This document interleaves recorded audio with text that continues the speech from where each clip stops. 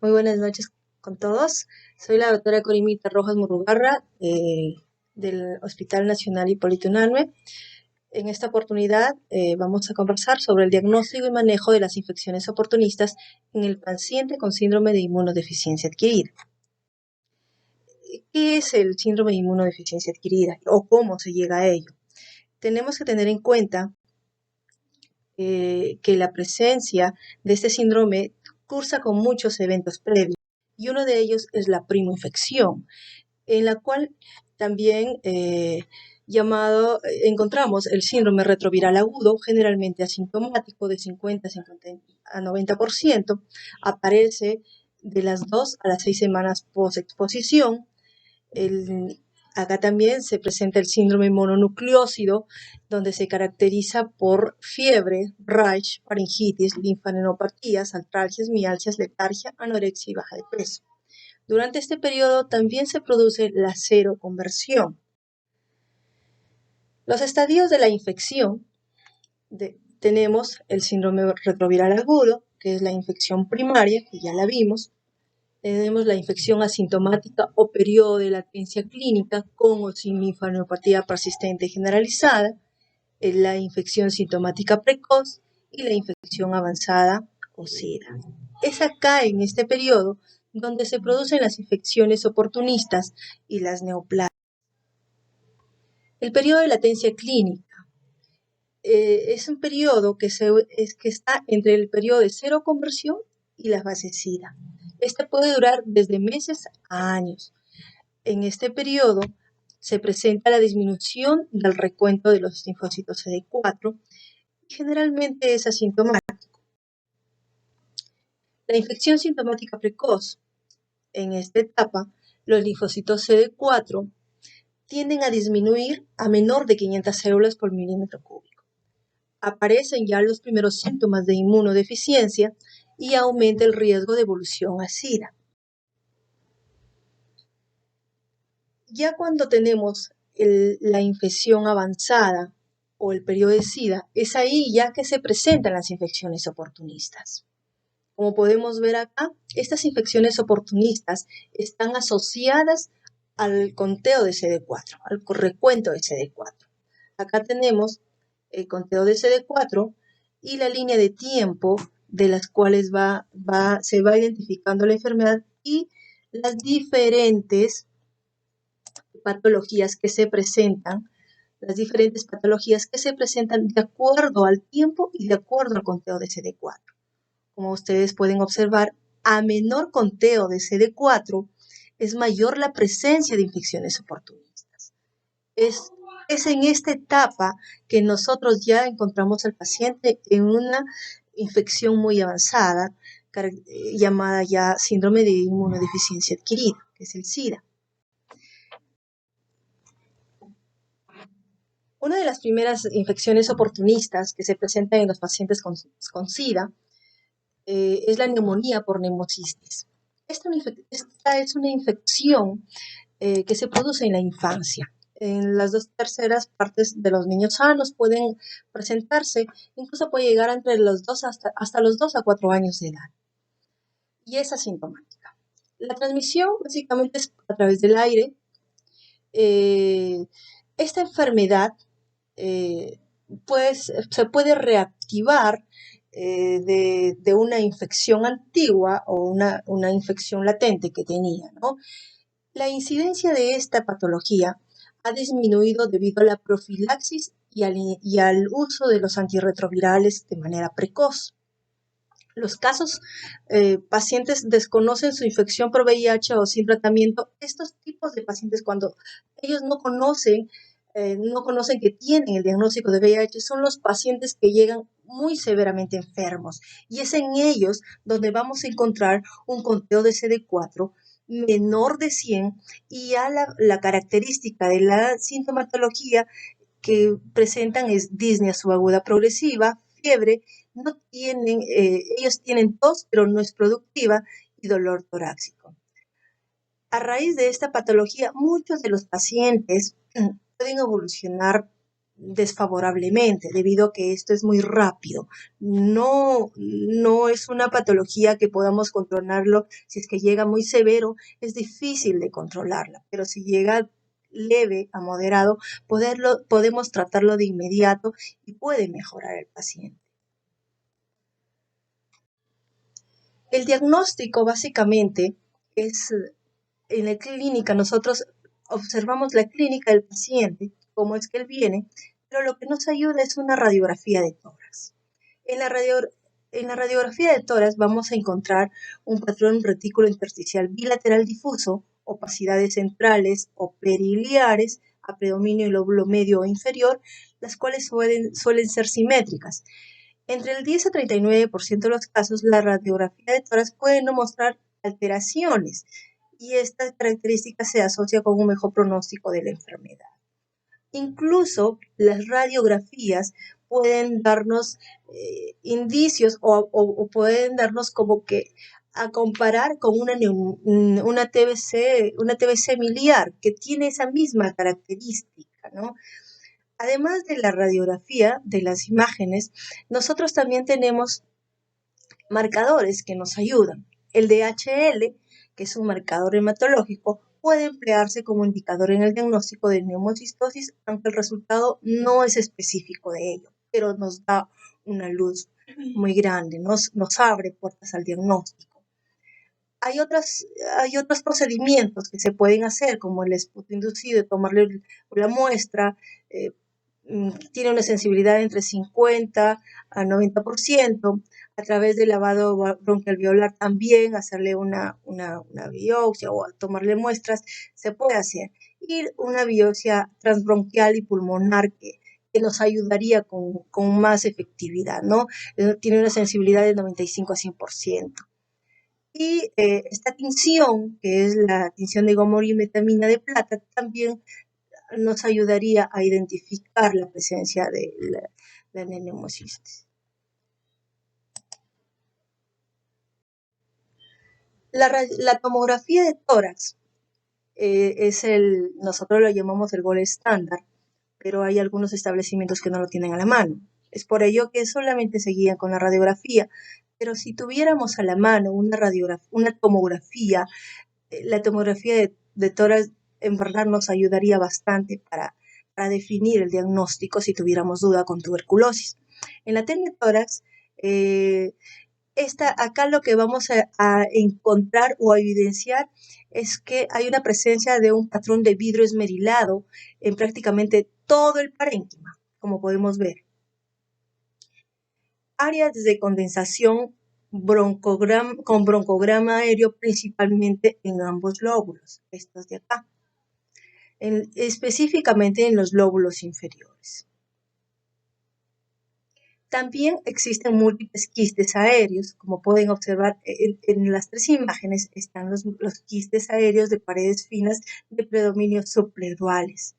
Los subpleurales y que tienden a coalescer, ¿no? Incluso vemos que hay una presencia de un neumotórax derecho. Eso es ya cuando el compromiso de la neumocistosis es muy severa, pero se puede tratar. Como les vuelvo a repetir, generalmente estos pacientes llegan ya en una fase muy crítica. El tratamiento para la neumocistosis tenemos como tratamiento de primera línea trimethoprim más sulfamethoxazole. Luego, como alternativas, tenemos primaquina, atovaquona, pentamidina. ¿En qué momento usamos corticoides? Estos se utilizan en pacientes con hipoxemia y el tratamiento dura aproximadamente 21 días. Y posterior a ello, tenemos la profilaxis. Se le da profilaxis primaria a los pacientes que vienen recibiendo carga con cuentas de CD4 menores a 200. La profilaxis secundaria se da a los pacientes con antecedente de neumonía por neumocistis previo, con un CD4 menor a 200 y antecedentes de candidiasis. Y los medicamentos que se utilizan son a primera línea trimethoprim con sulfamethoxazole, o dapsona o pentamidina. Nosotros utilizamos en el Perú trimmetoprim con sulfamethoxazol. Las siguientes infecciones oportunistas más frecuentes son las infecciones del sistema nervioso central. Las infecciones del sistema nervioso central tienen similares características en el cuadro clínico. Cefalea, fiebre, meningismo, alteración de la conciencia y déficit focal. La diferencia va a estar en los valores del examen de líquido cefalorraquídeo. Acá tenemos las entidades clínicas, las cuales podemos diferenciar de acuerdo a lo que nosotros tengamos como resultado de un estudio de líquido cefalorraquídeo. Este es un cuadro donde se resume el enfoque para infección del sistema nervioso central en pacientes con HIV. Como podemos ver, el síndrome clínico del sistema nervioso central, acá hemos tratado de organizar en tres grandes tipos de infecciones: el grupo de infección meningia, infección parenquimatosa sin focalización y la infección parenquimatosa con focalización. En la infección meningia, las etiologías más comunes son el Cryptococcus neoformans, Mycobacterium tuberculosis, Treponema pallidum. Las consideraciones importantes que tenemos que tener en cuenta son el conteo de CD4, las terapias profilácticas, los exámenes de laboratorio, la radiografía, el antígeno para criptococo, RPR.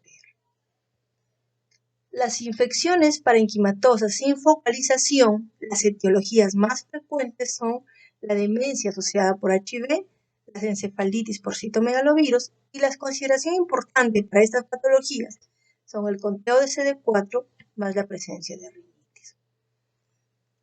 La infección parenquimatosa con focalización, dentro de ella tenemos las etiologías más comunes: el Toxoplasma gondii, Mycobacterium tuberculosis, la leucoencefalopatía multifocal progresiva, y las consideraciones importantes para ellos: para el toxoplasma, el conteo de CD4 más terapias profilácticas. Para el Mycobacterium tuberculosis, los laboratorios de serología y también para el toxoplasma, los hallazgos por imagen, tanto para el toxoplasma como para la leucoencefalopatía multifocal progresiva. En el grupo de patologías que producen infección meningia, la principal es una de las principales y la primera es la criptococosis meningia, ocasionada por una levadura encapsulada, que es el Cryptococcus neoformans. Su medio ambiente es la tierra, las heces de pájaros y las palomas. No se transmite de persona a persona. La infección primaria se produce a través de una diseminación y se reactiva a raíz de una infección latente. Es considerada la principal infección fúngica del sistema nervioso central en estos tipos de pacientes. Su incidencia ha disminuido en individuos con profilaxis con fluconazol y targa, ¿no? Su porcentaje es del 7%, la presencia de ella es del 7%, y sin terapia antirretroviral es del 44%. Como podemos observar, a raíz de la terapia antirretroviral más asociada a la profilaxis, ha disminuido considerablemente la presencia de esta patología. En comparación a anteriormente, que no teníamos acceso o no había la frecuencia de utilizar antirretrovirales, era muy alta la presentación, 44%. Tener en cuenta también el conteo de CD4. El conteo de CD4 para criptococosis meningia es menor de 100.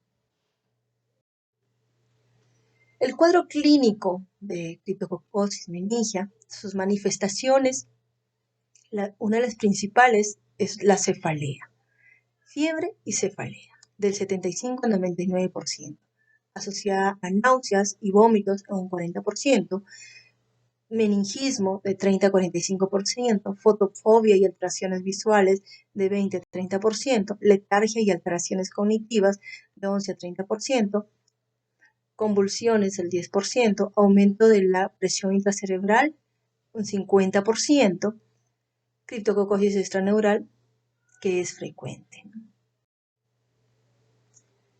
El diagnóstico de criptococosis meningia nosotros se lo hace a través del estudio del líquido cefalorraquídeo. Nos ayuda el estudio del líquido cefalorraquídeo no tanto en la parte citoquímica o bioquímica, porque en algunos puede ser normal en el 50 a 72% de los pacientes. Pero ¿qué nos sirve acá? La presencia de tinta china. Si hay presencia de tinta china positiva, que frecuentemente es de 75 a 90%, pues estamos frente a la presencia de un criptococcus, ¿no? También nos ayuda el antígeno polisacárido capsular, que tiene una alta sensibilidad del 97%. Si nosotros lográbamos hacer en líquido cefalorraquídeo esto de acá, tendríamos el diagnóstico certero, el antígeno polisacárido capsular. El cultivo también nos da el diagnóstico definitivo, solo que demora. Entonces, por eso es que nos ayudamos de los previos, tanto del antígeno polisacárido y la tinta china. El cultivo también es importante como seguimiento de tratamiento. Por eso es que nosotros tomamos muy en cuenta el cultivo de inicio, que si nos sale positivo, hay que ver cómo va progresando con el tratamiento. Las imágenes, la resonancia magnética, también nos ayuda, pero básicamente ¿para qué? Acá evidenciamos el aumento de tamaño ventricular, atrofia leve, hidrocefalia obstructiva o la presencia de algún criptococoma en espacios periventriculares.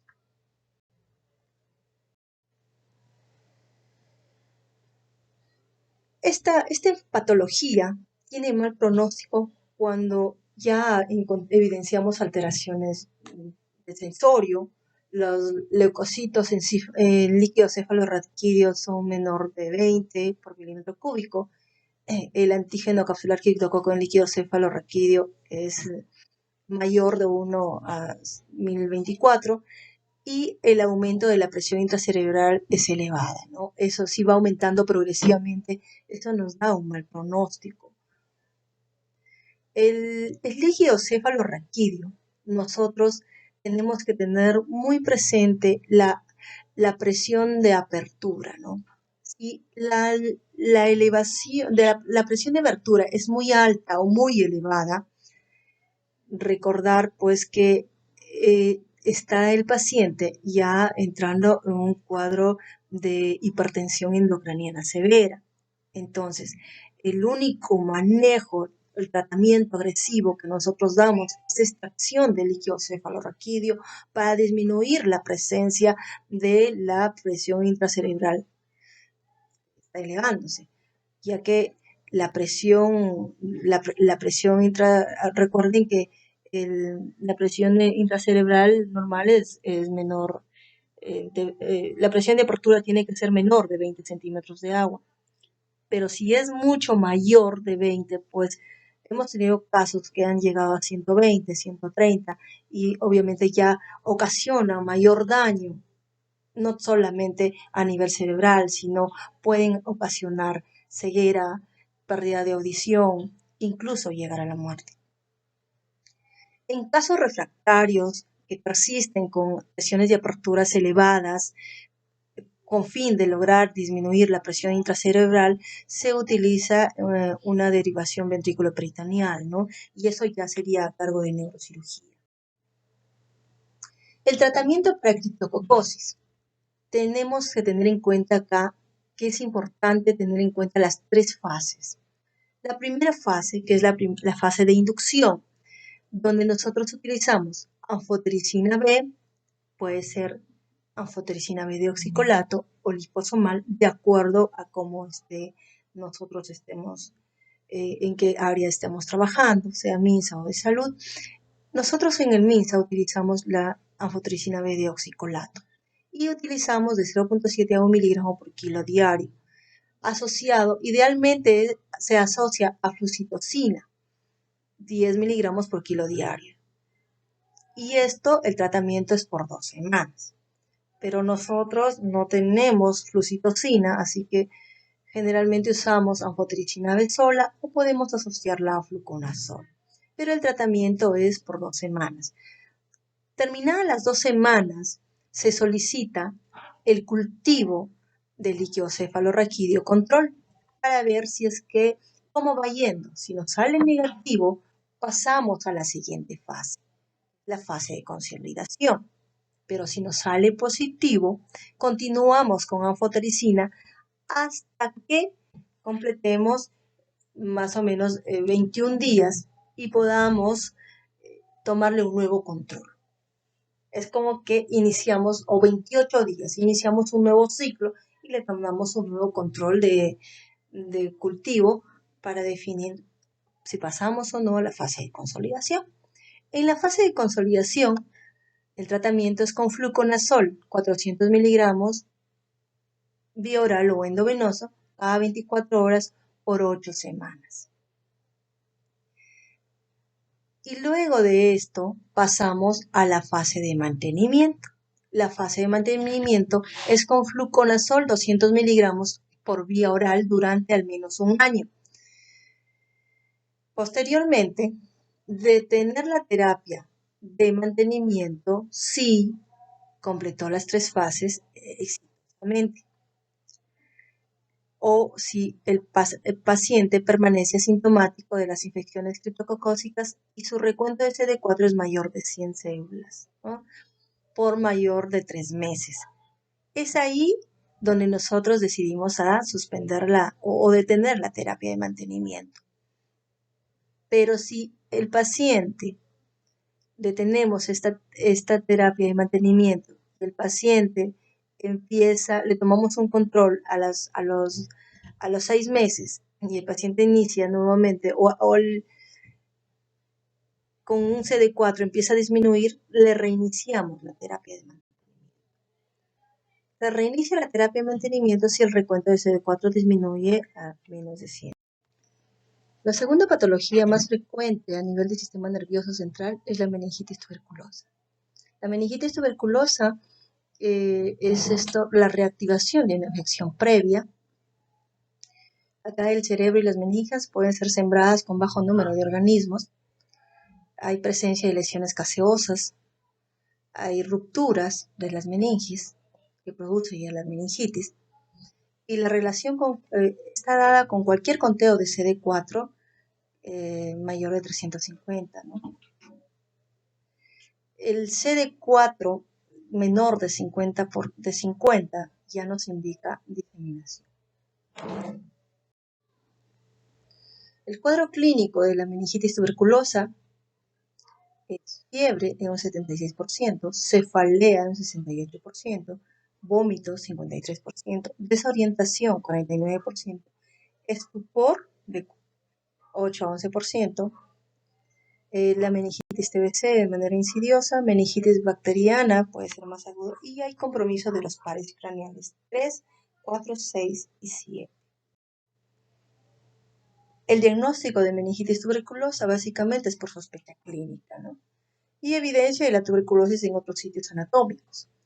Una radiografía de tórax con 50% anormal, presencia de neuropatías ciliares o milias, PPD positivo en un 50%, nos presume ya que puede ser un paciente con meningitis tuberculosa. Además, si es que tiene ya un cuadro o tiene, qué sé yo, cuadro clínico similar a ello, también podemos considerarlo como una sospecha de meningitis tuberculosa. Las imágenes como la tomografía, la resonancia, ¿qué nos identifica? Hidrocefalia comunicante o no comunicante, infartos o masas o presencia de tuberculomas o abscesos, ¿no? Acá sí, el que nos va a dar la diferenciación es el cultivo del líquido cefalorraquídeo y también el citoquímico del líquido cefalorraquídeo, ¿no? Porque ahí en el cuadro inicial que les mostré la valoración del líquido cefalorraquídeo, la diferencia de las diferentes patologías, ahí vamos a poder observar básicamente cuáles son los valores que nos indican que estamos frente a una enfermedad por meningitis tuberculosa. El tratamiento de la meningitis tuberculosa es un tratamiento similar a una tuberculosis pulmonar. Se inicia igual con el esquema 1, luego pasamos al esquema 2 y bueno, utilizamos isoniazida, rifampicina, piracinamida y etambutol, ¿no? Esto es generalizado en todo el territorio nacional, no tenemos alteraciones del tratamiento, es igual, manejado tanto por el médico internista, infectólogo, neumólogo, ellos son los que podemos, incluso el médico general, cuando tú das las pautas al centro de salud, porque ahí es donde reciben el tratamiento, si es una meningitis tuberculosa que ya sale de alta, va a continuar su tratamiento.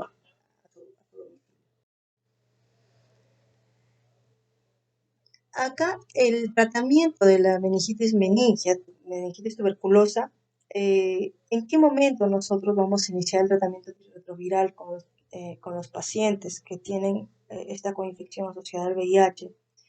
Es importante tener en cuenta que el uso del tratamiento Targa y el tratamiento para TBC va a producir bastante toxicidad.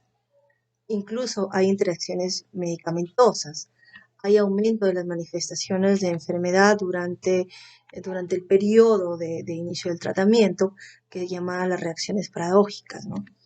El pronóstico de la infección por tuberculosis asociada a VIH puede ser mejorado con el tratamiento antirretroviral y la profilaxis de isoniazida durante 9 meses sigue siendo la terapia preferida con eficacia probada, buena tolerabilidad e infrecuente toxicidad severa. Eso es lo que se recomienda previo al paciente que sea diagnosticado de TBC, ¿no? Podríamos iniciar a darlo en los centros de salud, profilaxis con isoniazida.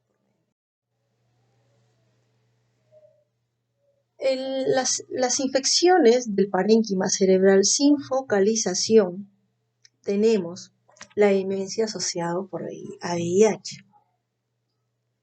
Antes del tratamiento antirretroviral, el 60% tenía deterioro cognitivo. Ya con el tratamiento Targa, el 1% llegaba a la demencia, no era tanto, ¿no? El desorden menor cognitivo motor era el 20% y los tratamientos largos con Targa producían a que había un riesgo de la demencia por VIH iba aumentando. Los factores de riesgo para presentar esta patología son los conteos bajos de CD4, la carga viral elevada, la edad avanzada, anemia y peso corporal antes de desarrollar el SIDA. La clínica de la demencia por VIH es que hay una alteración del comportamiento, hay un deterioro cognitivo, hay un deterioro motor, hay apatía, aislamiento social, irritabilidad, pérdida de la memoria, debilidad en extremidades, bradilalia, bradixiquia, lentitud a la respuesta motora. El diagnóstico de la demencia por VIH es un diagnóstico de explosión, ya que tenemos las alteraciones clínicas que son patognomónicas, el deterioro cognitivo, el deterioro motor y comportamentales. El estudio del líquido cefalorraquídeo nos va a diferenciar de toxoplasma o de criptococo. Las imágenes como tomografía o resonancia nos va a identificar la atrofia cerebral, anomalías de la sustancia blanca periventricular y en el centro semioval y también tenemos pruebas neuropsicológicas. Es esta la que nos diferencia de toxo y de cripto, la anomalía de la sustancia blanca periventricular y en el centro semioval. Esa es la que nos indica que estamos frente a una demencia. ¿Por qué? Porque el toxoplasma tiene sus imágenes muy características en tomografía o en resonancia, y en el criptococo solamente encontramos si es que pensamos en un criptococo. El tratamiento de demencia por VIH. El Targa es uno de los tratamientos preferidos, ¿no? Ideales. Con medicación alta se considera una alta penetración en el sistema nervioso central. La sidobudina, abacavir, nevirapina, eso es lo que nosotros usamos. Hay una mejoría en el cuadro clínico pero el nivel cognitivo no mejora, no es una evidencia en su mejoría, ¿no? Eso continúa debido a que también puede ver. Ya recuerden que son personas ya adultas, muy mayores, entonces ellos ya, esto como que queda ahí, permanente. No va a mejorar, pero tampoco va a empeorar. Y sobre todo, lo más importante es que mejora la supervivencia de estos pacientes, ¿no? Antes del tratamiento antirretroviral, la supervivencia era de un 11.9%. Ahora, ya con el ingreso del tratamiento antirretroviral, su supervivencia es del 48%. En las patologías que producen encefalitis sin focalización. Acá tenemos la encefalitis por citomegalovirus. El citomegalovirus pertenece a la familia de los Herpesviridae, de doble cadena de ADN. Igual, es una reactivación de una infección latente. Durante la primera infección puede producirse una mononucleosis y la infección localizada o diseminada se caracteriza con esta presencia de retinitis, donde hay una lesión necrotizante a nivel de la retina, a nivel gastrointestinal puede provocar esofagitis o colitis, y a nivel pulmonar, neumonitis intersticial. Y también puede afectar a nivel del sistema nervioso central. Para que esta patología se presente, el conteo de CD4 tiene que ser menor de 50. Y la carga viral para HIV mayor de 100.000 copias. Una carga viral alta, ¿no? El diagnóstico para la encefalitis por citomegalovirus es el cuadro clínico, el compromiso de otro órgano, como la retina, en donde podemos observar la retinitis, y el examen de líquido cefalorraquídeo es inespecífico. Podemos evidenciar pleocitosis, linfocítica o neutrofílica, aumento de proteínas, disminución de glucosa o glucosa normal, es decir, no nos ayuda un examen de líquido cefalorraquídeo. Lo que sí nos va a ayudar es el anticuerpo contra el antígeno del citomegalovirus, que es el PP65. Tú tomas esto, te sale positivo, estás frente a una patología ocasionada por citomegalovirus, ¿no? El PCR en líquido cefalorraquídeo, la sensibilidad es de 80 a 100%, la especificidad de 75 a 100%. El cultivo también ayuda, pero no es muy rápido, va a demorar. La resonancia magnética cerebral, acá vamos a evidenciar un realce y un agrandamiento periventricular. El tratamiento para la encefalitis por citomegalovirus tenemos el ganciclovir, el foscarnet. El tratamiento que nosotros usamos es ganciclovir, 5 miligramos por kilo, 3 veces al día, de 2 a 4 semanas, y se va a dar una fase de mantenimiento 5 miligramos por kilo al día de 5 a 7 semanas. Si llegaras a usar foscarnet, 60 miligramos por kilo cada 8 horas, 2 o 6 semanas, y la fase de mantenimiento que le vas a dar de 90 a 120 miligramos al día de 6 a 7 semanas. Tener en cuenta que puede haber sinergias si utilizas ganciclovir y foscarnet juntos. Es conveniente por ello solo utilizar ganciclovir o solo utilizar foscarnet.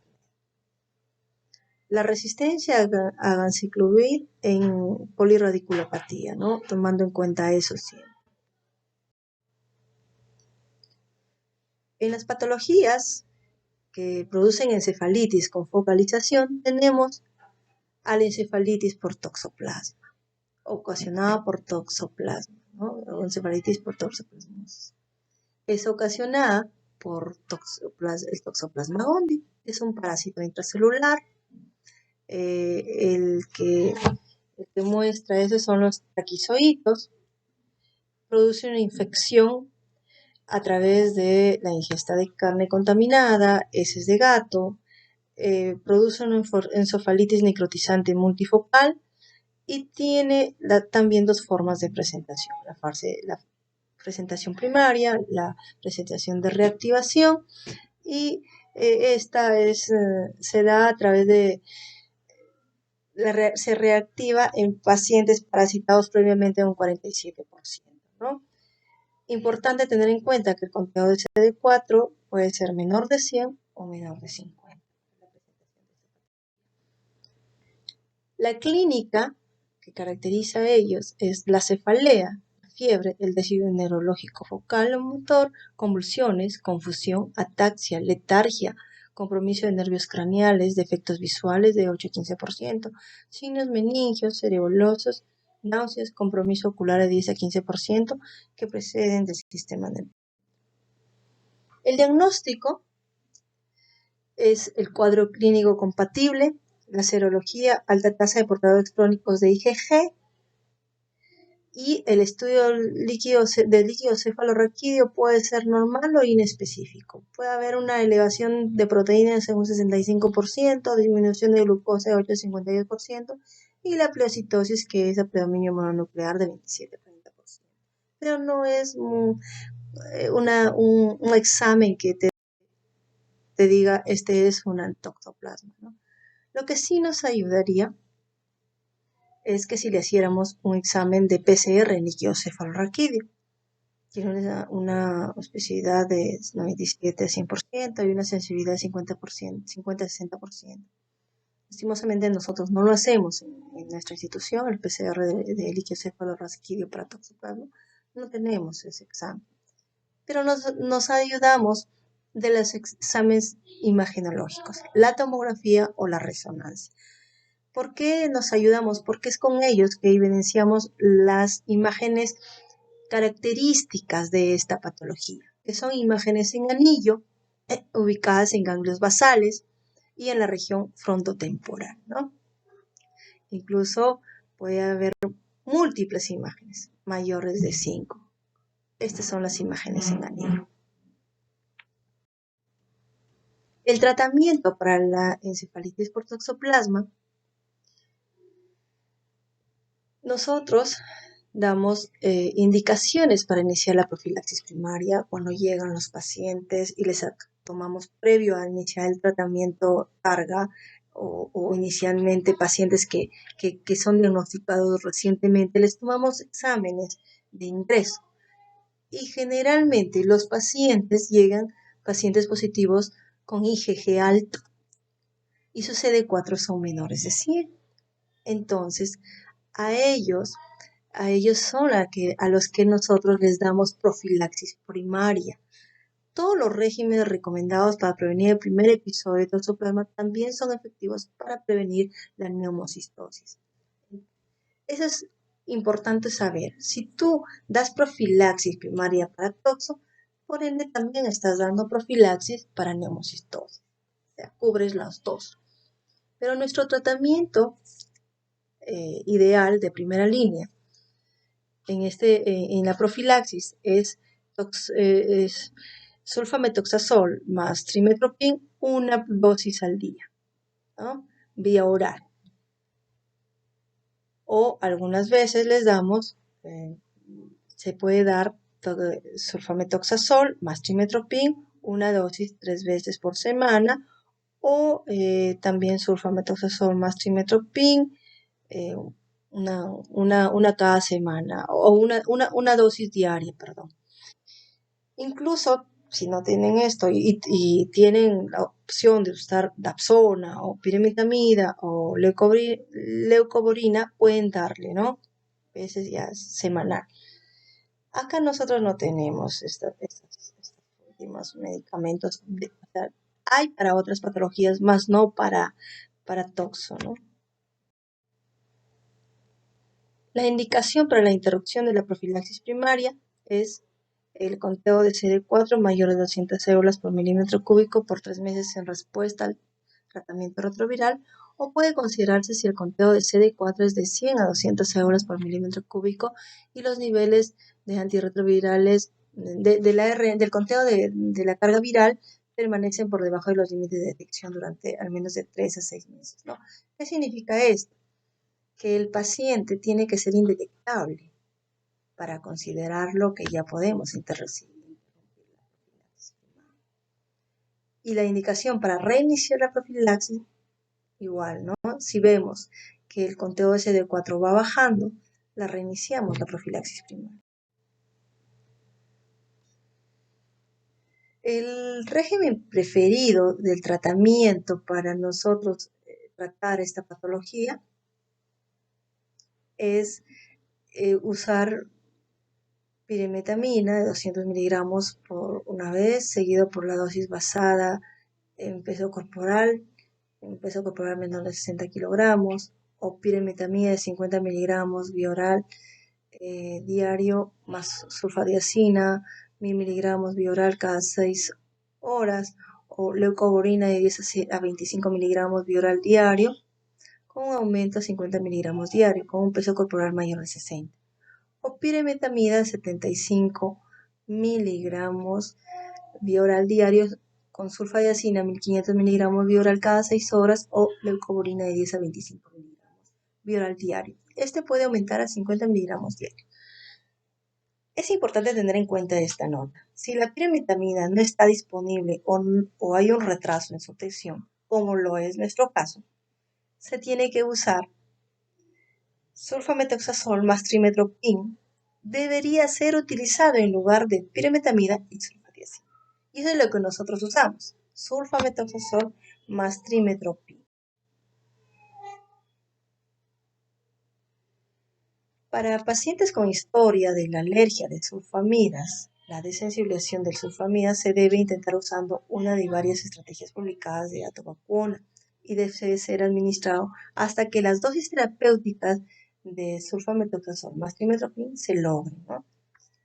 Acá tenemos los diferentes regímenes alternativos que se utilizan, pero lo que nos va a importar ahora saberlo es el uso del sulfametoxazol más trimmetoprim, debido a que es el que vamos a usar vía oral. La duración total para el tratamiento de la infección aguda es al menos 6 semanas. La duración más larga si la enfermedad clínica o radiológica es extensa o la respuesta es incompleta en 6 semanas. Pero según nuestra experiencia, a las 2 semanas de tratamiento los pacientes van mejorando notoriamente, incluso a los 7 días de iniciado el tratamiento con sulfametoxazol.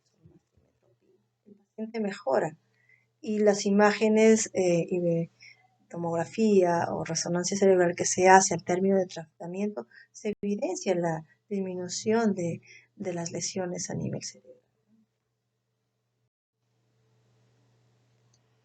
La leucoencefalopatía multifocal progresiva.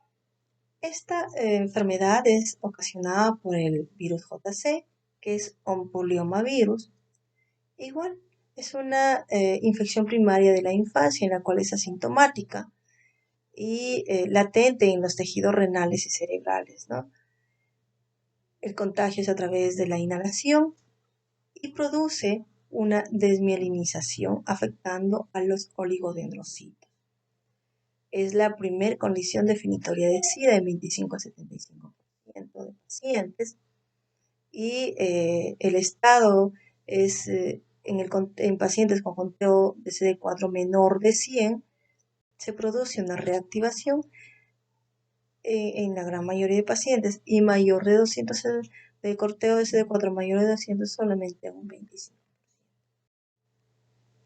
Las manifestaciones clínicas de la leucoencefalopatía multifocal progresiva: tenemos la debilidad, anormalidades de la marcha, disfunción cognitiva, incoordinación, alteraciones visuales iniciales, alteración del habla, convulsiones tempranas, hemiparesia, las cuales va siendo progresivo, ¿no?, durante el tiempo. El diagnóstico es básicamente con imágenes, con una resonancia. El líquido cefalorraquídeo siempre y cuando le hagamos un PCR, pero si no, es mejor no hacerlo porque el citoquímico no nos va a salir alterado. Pero sí lo importante es una resonancia magnética o una tomografía, ¿no? En donde vamos a evidenciar la sustancia blanca, el cerebelo, la sustancia gris, donde va a haber una desmielinización subcortical. No hay ni edema ni efecto de masa, pero sí esa desmielinización subcortical característica que diferencia de las otras patologías, ¿no? El tratamiento de la leucoencefalopatía multifocal progresiva es la terapia antirretroviral. Iniciar terapia antirretroviral precozmente. Esta regresiona espontáneamente. Ha aumentado su mayor supervivencia si los pacientes inician tratamiento antirretroviral rápidamente.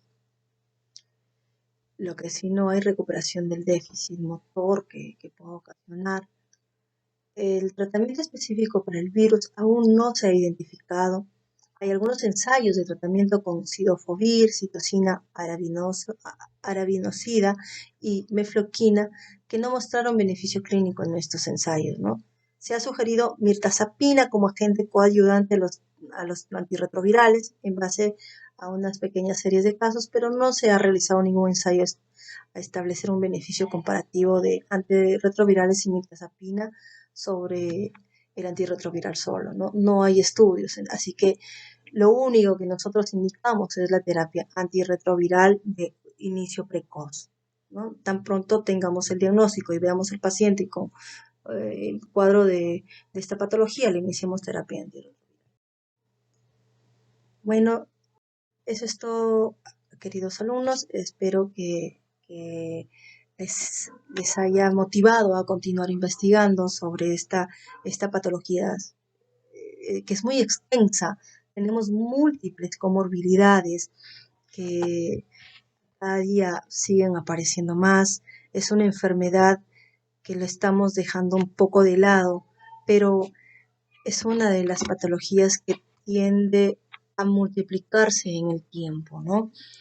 Si bien es cierto, la terapia antirretroviral ayuda a la supervivencia de estos pacientes, pero o sea, nos ayuda, pero no evita que presenten estas infecciones oportunistas, porque la gran mayoría de pacientes llegan al consultorio cuando ya están en etapas intermedias a finales, ¿no?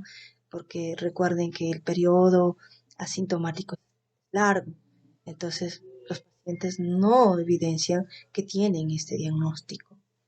Por ello que ellos llegan ya cuando ya tienen las infecciones instaladas en su organismo.